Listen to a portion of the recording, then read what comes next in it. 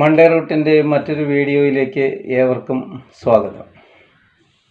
കഴിഞ്ഞ വീഡിയോയിൽ കുറേയെങ്കിലും മരങ്ങളെക്കുറിച്ചുള്ള കാര്യങ്ങളായിരുന്നു പറഞ്ഞിരുന്നത്.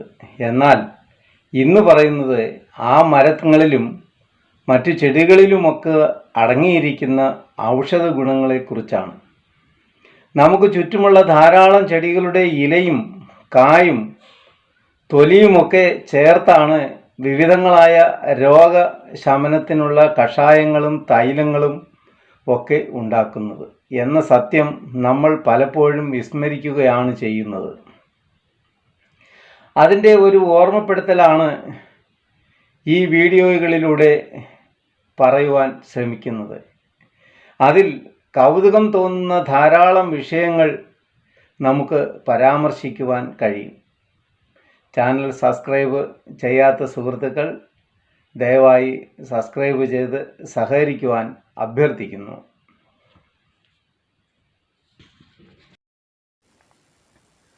ആദ്യമായി ആഞ്ഞിലി വൃക്ഷത്തിൻ്റെ കായയുടെ ഔഷധത്തെക്കുറിച്ച് പറയാം. അതായത് പഴുത്ത ആഞ്ഞിലിച്ചക്ക വാതപിത്ത രോഗശമനിയാണ്. ഇതിൻ്റെ ഇല ഇടിച്ചു പിഴിഞ്ഞ നീര് പുരട്ടിയാൽ ദേഹത്തിലുണ്ടാകുന്ന പേനുകൾ, അതായത് പല പേരുകളിൽ ഉണ്ടല്ലോ, അവയെല്ലാം പൂർണ്ണമായും ഇല്ലാതെയാകും. പിന്നീട് കഴിഞ്ഞ ദിവസം നമ്മൾ പറഞ്ഞിരുന്ന അകിൽ എന്ന വൃക്ഷമുണ്ടല്ലോ, അതിൻ്റെ കട്ടിയില്ലാത്ത തൊലിക്കും തടിക്കും സ്വാഭാവികമായി യാതൊരു മണവുമില്ല. എന്നാൽ അത് ഫംഗസ് ബാധ ഏൽക്കുമ്പോൾ, അതായത് അല്പം അഴുകുവാനൊക്കെ തുടങ്ങിയാൽ അത് സുഗന്ധവും പിന്നീട് കത്തിക്കുകയാണെങ്കിൽ പ്രത്യേക പ്രകാശവും ഉണ്ടാക്കുന്നതായി മാറും. പൂവുകൾ വെള്ള നിറത്തിലുള്ളതാണ്. ഇതിൻ്റെ തടിയും അതിൽ നിന്നെടുക്കുന്ന തൈലവുമാണ് ഔഷധ ഗുണം ഉള്ളത്.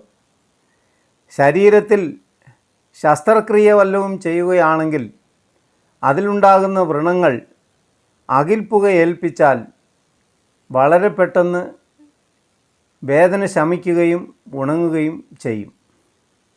സൂക്ഷ്മ അണുക്കളെ പൂർണ്ണമായും നശിപ്പിക്കുന്നതിന് ഏറ്റവും ഫലവത്താണ് ഇത്.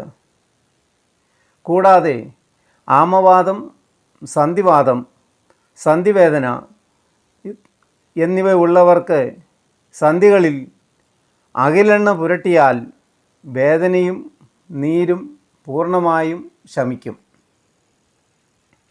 ഇനി അരളിമരത്തിൻ്റെ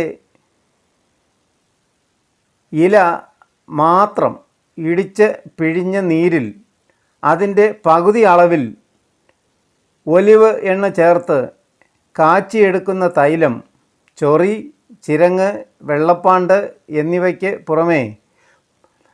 പുറമേ പുരട്ടിയാൽ ശമനം ഉണ്ടാകും എന്നും പറയുന്നു. കൂടാതെ അരളിയിലയും മല്ലിയും സമം ചേർത്ത് പുഴുങ്ങി അരച്ചു പുരട്ടിയാൽ എത്ര വലിയ നീരും ശമിക്കും. ഇല ഒഴികെ അരളിയുടെ മറ്റേത് ഭാഗം അകത്തു ചെന്നാലും അത് ദോഷവുമാണ് എന്നും പറയുന്നു. അതായത് അതിൽ വിഷാംശം കൂടുതൽ അടങ്ങിയിരിക്കുന്നു എന്നർത്ഥം.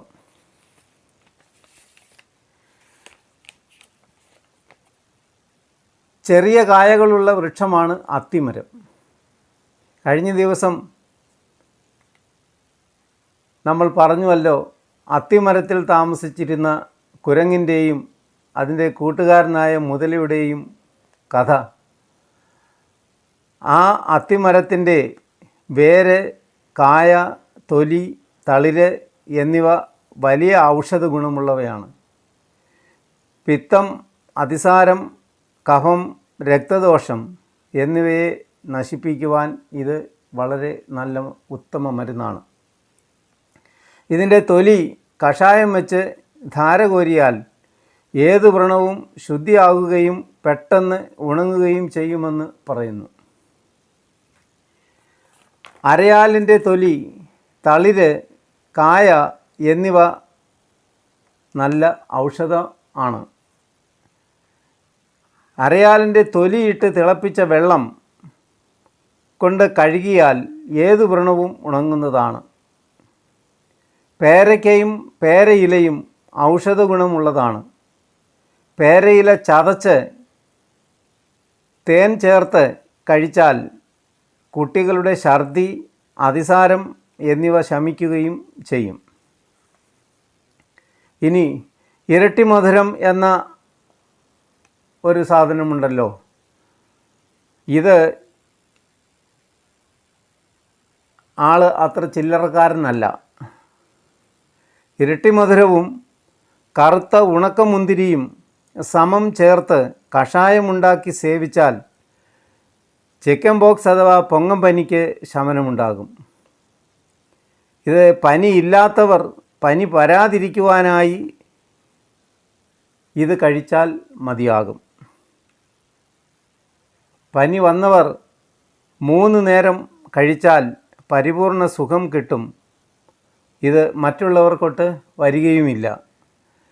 കൂടാതെ കരിക്കിൻ വെള്ളവും പഴങ്ങളും ധാരാളം കഴിക്കുകയും വേണം.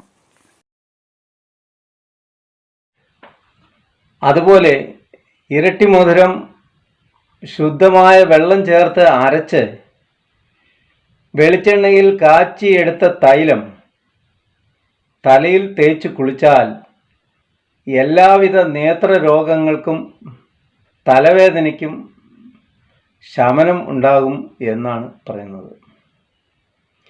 ഇരട്ടി മധുരവും ചുക്കും തുല്യ അളവിൽ അരച്ച് ഗോമൂത്രത്തിൽ കലക്കി പുരട്ടിയാൽ 8 കാലി വിഷം ശമിക്കുകയും ചെയ്യും. തുടർച്ചയായി അടുത്ത വീഡിയോകളിൽ ബാക്കി ഭാഗങ്ങൾ പറയുന്നതാണ്. പതിവ് പോലെ സബ്സ്ക്രൈബ് ചെയ്യാത്ത സുഹൃത്തുക്കൾ ദയവായി സബ്സ്ക്രൈബ് ചെയ്യുവാൻ ഓർമ്മിപ്പിക്കുകയാണ്. നന്ദി, നമസ്കാരം.